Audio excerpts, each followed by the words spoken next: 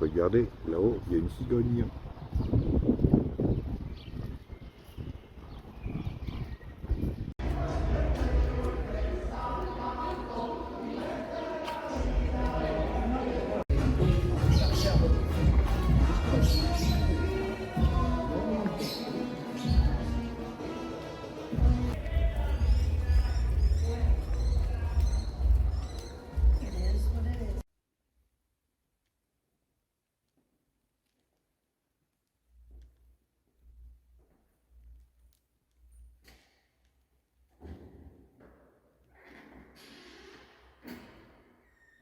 Il est 6h30 et tout le monde s'en va voir le Flow Fest. Il y en a qui sont déjà partis. Il fait nuit.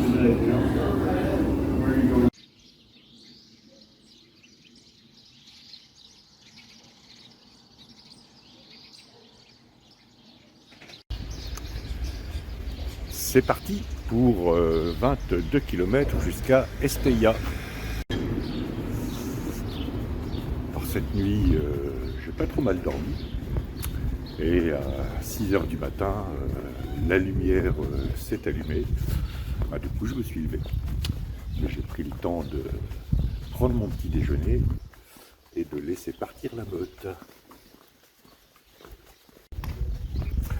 Alors normalement, je dois arriver à mon gîte avant 3h de l'après-midi. En fait, c'est le contraire de la France où en France, arriver avant 3h, ça ne sert pas à grand chose parce que le gîte n'est pas ouvert. Et ici, en Espagne, si vous arrivez trop tard, ben, le lit que vous avez réservé est attribué à quelqu'un d'autre. Voilà, c'est comme ça que ça se passe ici. Mais si je suis en retard, je téléphonerai.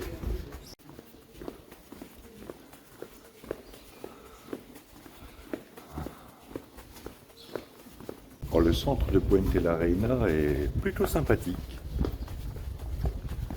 Et l'intérieur de l'église est un peu surchargé. Mais bon, c'est joli aussi. Je vais prendre le temps de m'échauffer tout doucement. Il fait encore un peu frais le matin, mais ça va très vite se réchauffer. Alors je vais traverser le pont des pèlerins, Puente Peregrinos. C'est un pont qui date du XIe siècle. Ça veut dire que il a 1000 ans et il tient toujours.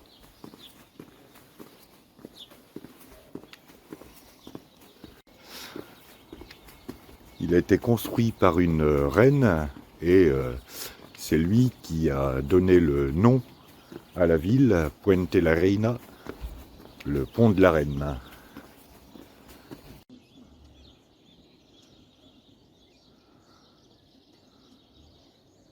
L'étape d'aujourd'hui ne devrait pas présenter de grosses difficultés. A priori, il y a un petit raidillon d'une centaine de mètres. Et après, le terrain ondule légèrement. Mais ça, on verra ça sur place.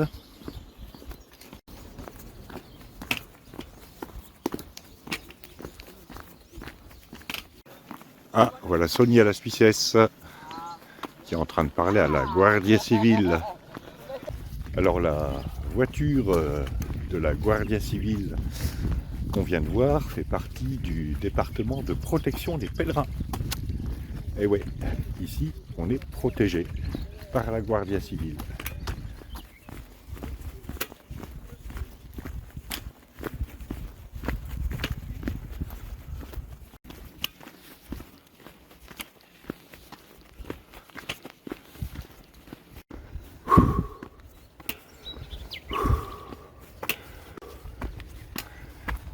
Je suis en train d'affronter la vraie difficulté de l'étape qui arrive assez vite, ce qui est pas plus mal parce que j'ai pas déjà 15 km dans les pattes et donc après ce sera plus facile. Okay. Voilà. Je traverse le village de Magnerou. Il y a déjà des gens au bar.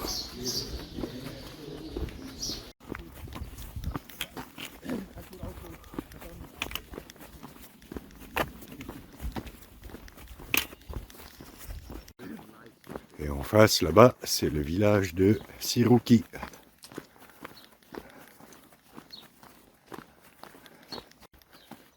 Chouette.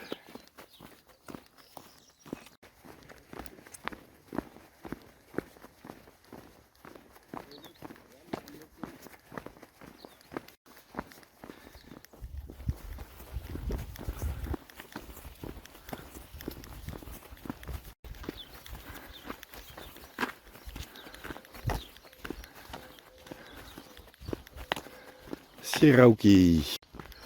Du coup, je me ferais bien une pause café. Ouais. Si je trouve une terrasse. Toujours pas de peine.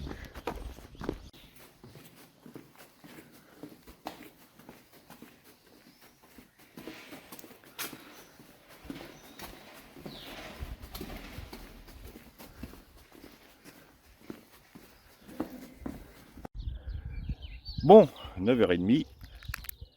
Pause café, barre de céréales.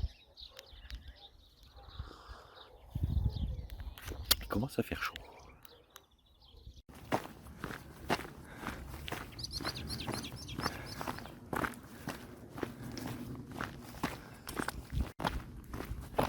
Bien, après cette pause café, il me reste un peu plus de 12 km à faire.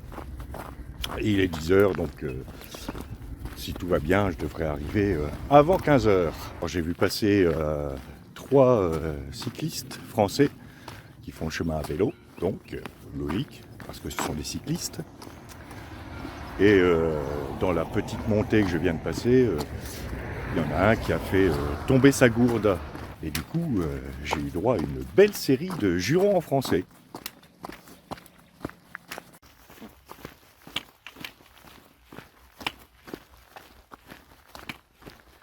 Et les oliviers ont fait leur apparition depuis un petit moment.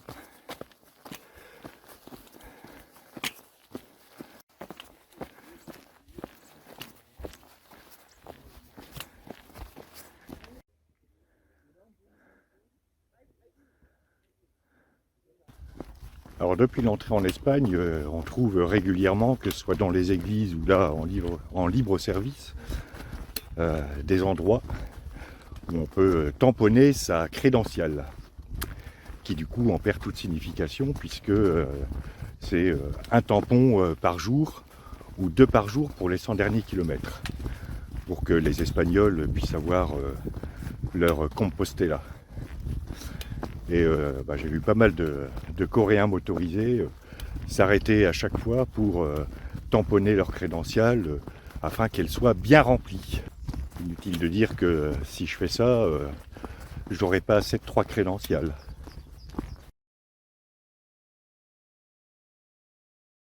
Bien, il est temps de commencer notre série sur l'histoire de l'Espagne et surtout sur la Reconquista. En 711, toute l'Espagne, et d'ailleurs une bonne partie du sud de la France, est occupée par les Wisigoths. Toutes, non. Seul un petit village en Galice résiste encore et toujours à l'envahisseur. Village dont le chef est soupe à l'oignon y crouton, accompagné de sa femme, danse sur le pont d'Avignon. Ou alors, je confonds avec Astérix.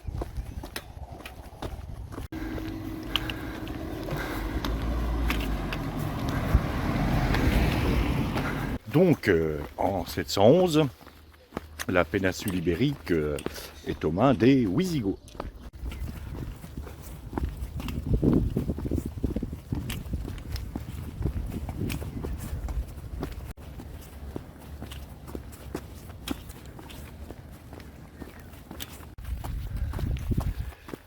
Et c'est en 711 également que débarquent les musulmans. En passant le détroit de Gibraltar, les musulmans conduits par Abu al-Abbas al-Walid ibn Abd al-Malik. que pour des raisons de commodité, j'appellerai Ali. Il fait partie de la dynastie des Omeyyades, dont, me semble-t-il, la généalogie est plus simple que celle des Valois. Il faut dire que c'est difficile de faire plus compliqué que les Valois. Le califat omeyyade régnera sur la péninsule hispanique de 711 à 726 et les possessions musulmanes atteindront leur plus grande étendue en 731. A noter que cette province du califat jusqu'à 731 sera nommée Al-Andalus, nom dont est tiré le nom de la province de l'Andalousie dans le sud de l'Espagne. La suite, après le chien qui promène son maître.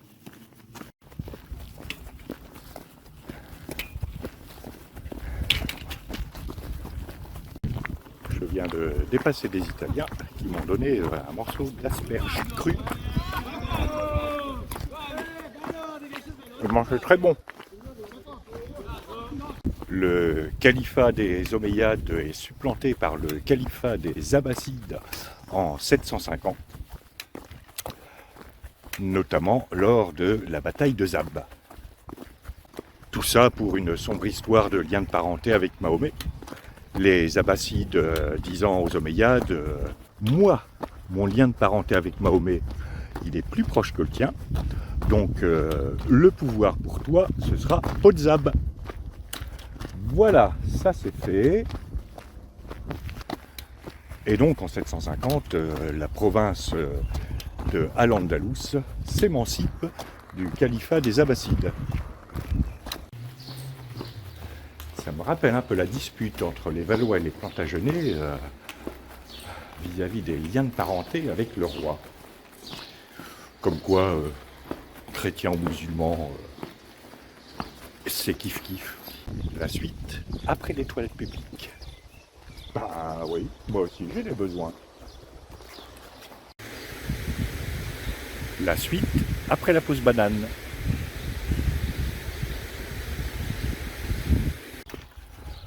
En 756, la province d'Al-Andalus s'émancipe et devient l'émirat de Cordoue. Elle deviendra ensuite, suite à un schisme religieux en 929, le califat de Cordoue, date à laquelle elle atteindra son apogée. Ravagée par la guerre civile à partir de 1009, puis par les rivalités internes, ce califat, le califat de Cordoue, disparaîtra en 1031. Un peu comme le PS et les Républicains chez nous. La suite demain, parce qu'il ne me reste plus que 2 km à faire, et je me suis laissé entraîner par le rythme de ma marche. Et puis aussi, faut que je révise. Donc on commencera demain en 1031 avec un point sur la situation en Europe. Je sens que cette série va être encore plus hachée que la guerre de 100 ans.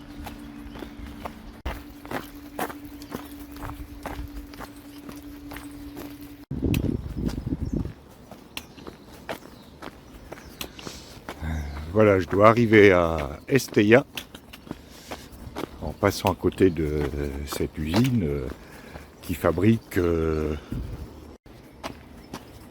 des trucs.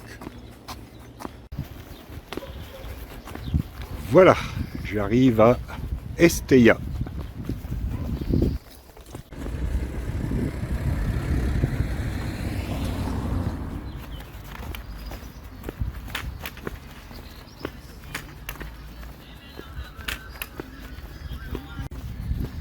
Estella qui est nichée dans un méandre du Rio Ega. Et mon albergué est à plus de 500 mètres.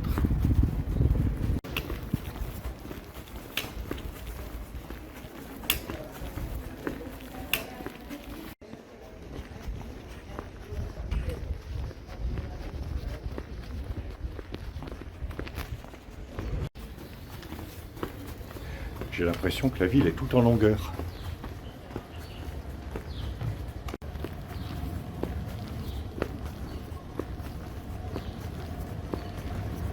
Ah, je crois que c'est ici.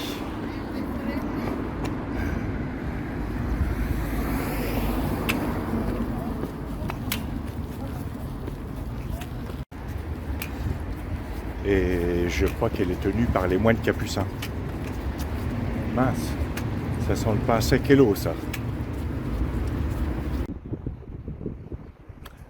Voilà, fin de cette étape de 22 km qui s'est bien passée.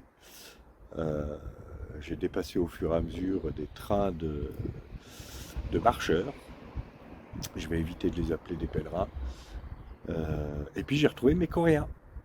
Et je partage le dortoir de Capli avec un Français qui est parti du Puy lui aussi. On a fait le même constat et on a bien rigolé parce que on a vu le bus des Coréens. Bon, je vais pas être mauvaise langue, il y en a qui marchent aussi, des Coréens. J'en ai rattrapé juste avant Estéia. Voilà, j'espère qu'ils ont bien reçu leur valise à roulettes par contre.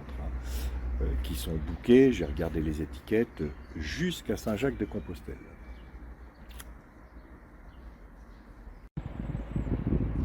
Voilà, sinon, ce soir, j'ai peut-être révisé un peu la Reconquista. Et puis demain, ce sera une étape jusqu'à Los Arcos, une vingtaine de kilomètres. Je n'ai pas regardé exactement, je ne me souviens plus. Et ensuite, ce sera la grande ville de Logroño, avec une étape plus longue de 27 km. En attendant, je vais aller manger un petit peu, aller me balader dans la ville. Et je vous dis à demain pour de nouvelles aventures.